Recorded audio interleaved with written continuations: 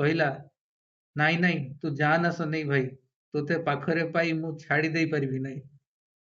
ସନିଆ ଓରଫ ସନେଇ ଦୁର୍ଭିକ୍ଷରୁ ବଞ୍ଚି ଆସିଛି। ବଞ୍ଚେଇଲା କିଏ? ତା ଏକ୍ସ ଗର୍ଲଫ୍ରେଣ୍ଡ ଧୋବି। ତା ସେ ଝିଅ ନାଁ ହେଲା ଧୋବି।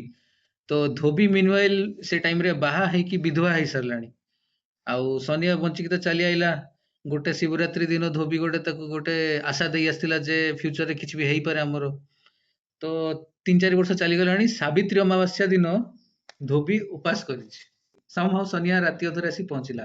ସନେଇ ହାତରେ କପାଳ ଆଉଁସି କହିଲା, ଜାତିଆଣ ମୁଖା ତୁ ମୋତେ ପିନ୍ଧାଇଥିଲୁ, କୃତ୍ରିମ ଧର୍ମର ପୋଷାକ ମୋ ଦେହରେ ଗୁଡ଼ାଇଥିଲୁ। ହନୁମାନର ଲାଙ୍ଗୁଡ଼ ପରି ଘର ସମ୍ପତ୍ତି ସବୁ ତୁଇ ବାନ୍ଧିଥିଲୁ ମୋ ପଛରେ। ହନୁମାନ ହୋଇ ଦିନ କେତେ ନାଚିଲି କୁଦିଲି। ସମସ୍ତେ ସେମିତି ମୁଖା ପିନ୍ଧି ନାଚୁଛନ୍ତି ତ। ସମସ୍ତଙ୍କର ଉଦ୍ଦେଶ୍ୟ ଅଛି। ବଡ଼ ହେଉ ସାନ ହେଉ ସ୍ୱାର୍ଥ ଅଛି। ମୋର ବି ସ୍ୱାର୍ଥ ଥିଲା। ମୋର ସ୍ୱାର୍ଥ ଆଜି ସଫଳ ହୋଇଛି ତୋ ଆଖିର ଲୁହରେ।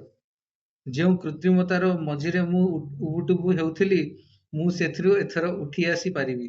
ସ୍ୱାଧୀନ ମଣିଷ ହୋଇ ଦୁନିଆର ଦାଣ୍ଡରେ ଠିଆ ହୋଇପାରିବି। ସନେଇ କଥା ଶେଷ କରି ତଳକୁ ଚାହିଁଲା। ଭାବିଲା ଆଉ ଏଠାରେ ମୁହୂର୍ତ୍ତେ ରହିବା ଉଚିତ ନୁହେଁ। ଟିକିଏ ରହି ସନେଇ ପୁଣି କହିଲା, ମୋତେ ବିଦାୟ ଦେ ଧୋବି। ଏଠି ତୋରି ଘରେ ତୋରି ପାଖରେ ଯେତିକି ବେଳ ମୁଁ କଟାଇବି, ସେଥିରେ ଉଭୟଙ୍କର ଦୁଃଖ ମନର ଯନ୍ତ୍ରଣା କେବଳ ବଢ଼ିବ, ଦୁହିଁଙ୍କର ସଂକଳ୍ପରେ ବାଧା ଆସିବ। ସନେଇର କଥା ଧୋବି ସହିପାରିଲା ନାହିଁ। ସେ ଅସ୍ଥିର ହୋଇ ସନେଇର ହାତ ଧରି କାନ୍ଦିଲା ସ୍ୱରରେ କହିଲା, ନାଇଁ ନାଇଁ ତୁ ଯା ନା ସନେଇ ଭାଇ, ତୋତେ ପାଖରେ ପାଇ ମୁଁ ଛାଡ଼ି ଦେଇ ପାରିବି ନାହିଁ। ସନେଇ ତାର ମନର ଦୁଃଖ ବୁଝିଲା। ସନେଇ ଧୀରେ ଧୀରେ ତାର ହାତ ଖସାଇ ଆଣି ସ୍ନେହାର୍ଦ୍ର କଣ୍ଠରେ କହିଲା, ଅବୁଝା ହୁଅନା ଧୋବି। ତୋ ଉପରେ ରାଗ କରିକି ଅଭିମାନ କରି ମୁଁ ଚାଲି ଯାଉ ନାହିଁ। ତୋର ମନର ଦୃଢ଼ତା ଦେଖି, ତୋର ନିର୍ମଳ ନିଷ୍କଳଙ୍କ ଜୀବନର ଆଦର୍ଶ ଆଖିରେ ଦେଖି ମୁଁ ନୂଆ ସଂକଳ୍ପ ମନରେ ବାନ୍ଧି ଚାଲି ଯାଉଛି।